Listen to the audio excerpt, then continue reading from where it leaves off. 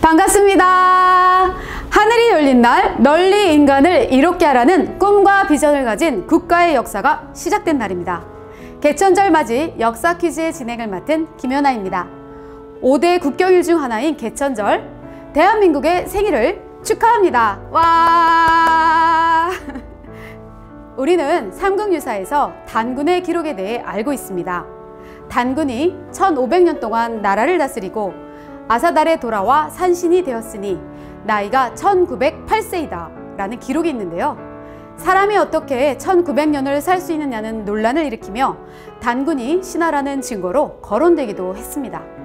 단군은 사실 제사장을 뜻하는 말로 재정일치 사회의 지도자를 칭하는 칭호였습니다. 그리고 1908년은 단군조선이라는 국가의 존속기간이죠. 단군은 한 사람이 아니라 임금, 황제 등과 같은 지도자의 칭호였다는 말입니다. 일제 식민통치 이전만 해도 서당에서부터 단군에 대한 교육을 받고 백성들은 단군의 이름을 다 외웠다고 하는데요. 왜냐하면 조선은 정확히 고조선의 찬란한 역사를 다시 부활시키겠다는 뜻을 갖고 국호를 정했기 때문입니다. 여기서 첫 번째 문제 나갑니다. BC 2333년 일대 단군 왕검이 나라를 세우고 마지막 단군까지 고조선을 통치한 단군은 몇 분일까요? 1번 10분, 2번 25분, 3번 37분, 4번 47분. 유튜브로 댓글을 달아주시면 정답을 맞춘 분을 선착순으로 뽑아 푸짐한 선물을 드리도록 하겠습니다. 네, 정답은 4번 47분입니다. 단군이 47분이라는 여러 사서들이 있습니다. 규원사와 단기고사와 같은 역사서에서 47분의 단군의 상세한 치적들이 나와 있습니다. 오늘 개천절을 맞이해서 47분의 단군 조상분들의 이름을 노래로 불러보면 좋겠습니다. 다 함께 노래를 불러보겠습니다.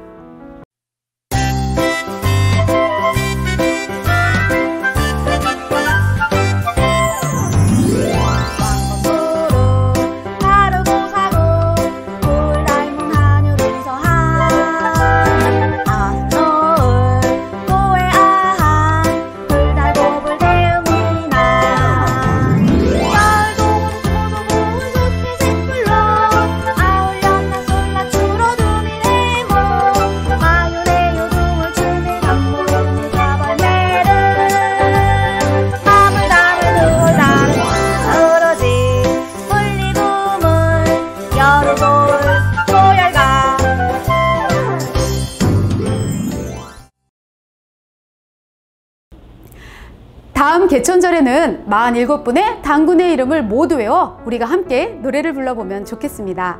두 번째 문제 드리겠습니다. 일제의 끔찍한 탄압 속에서 끝까지 독립운동을 하신 위대한 독립운동가 분들이 계십니다. 그분들의 숭고한 희생 덕분에 우리가 지금을 살 수 있게 되었는데요.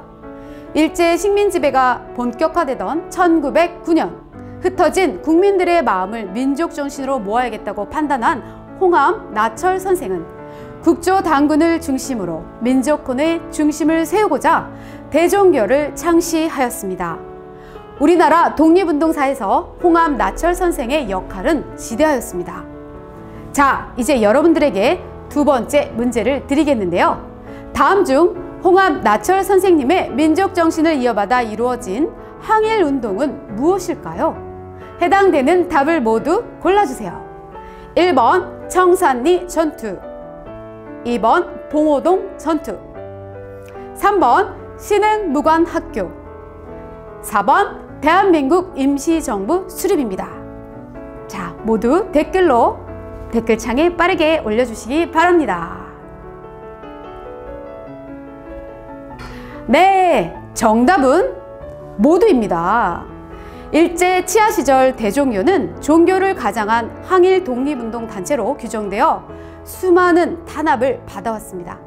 김구, 안창호, 신채호, 이회영, 이시영, 김좌진, 홍범더, 임시정부의 의정원 35인 중 29명 등 우리가 알만한 대부분의 독립운동가들이 대종교인이었습니다. 단군 할아버지를 중심으로 민족의 구심을 세우고자 했던 홍합 나철 선생님의 뜨거운 마음을 다시금 느끼게 됩니다. 독립운동을 위해서 목숨을 바치신 선현분들께 감사의 말씀을 올립니다. 이번에는 저명한 외국인들의 입을 통해 우리가 몰랐던 대한민국의 가치를 알아보겠습니다. 세계적인 석학, 실존주의 철학의 거장 하이데거는 말합니다. 동양학을 공부하던 중 아시아의 위대한 문명의 발상지는 한국이란 사실을 알게 되었습니다. 그리고 세계 역사상 가장 완전 무결한 평화적인 정치로 2000년이 넘는 장구한 세월 동안 아시아 대륙을 통치한 단군 시대가 있었음을 압니다. 그래서 나는 동양 사상의 종주국인 한국을 존경합니다. 한국인이라는 사실이 무척 자랑스러워지는 순간입니다. 프랑스의 자크 시라크 전 대통령은 대한민국은 위대한 나라입니다. 다른 나라는 혼란할 때 성인이 왔으나 대한민국은 아예 처음부터 성인이 나라를 세우고 다스렸다며 위대한 한국의 역사를 부러워했습니다.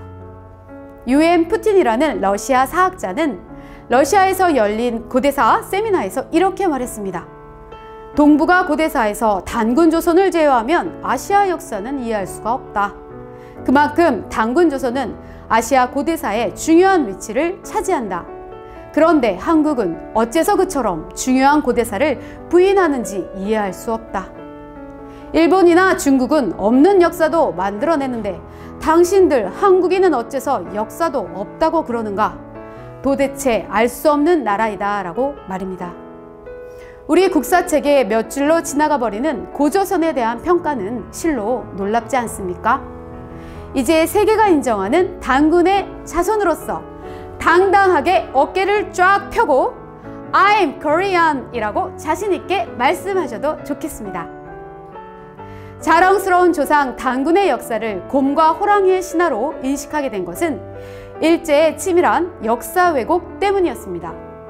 1915년부터 조선사 편수의 사업을 추진하면서 한민족의 뿌리인 상고사 부분을 완전 축소 왜곡하여 신화로 만들어 놓았습니다.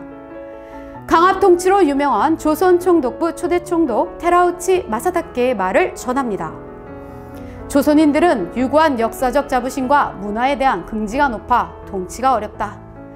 그들을 대일본 제국의 신민으로 만드는 방법은 그들의 가장 큰 자긍심인 역사를 각색하여 피해의식을 심는 것이다. 조선인을 뿌리가 없는 민족으로 교육하여 그들의 민족을 부끄럽게 하라. 문화 역시 일본의 아류임을 강조하여 교육해야 한다. 라고 말이죠.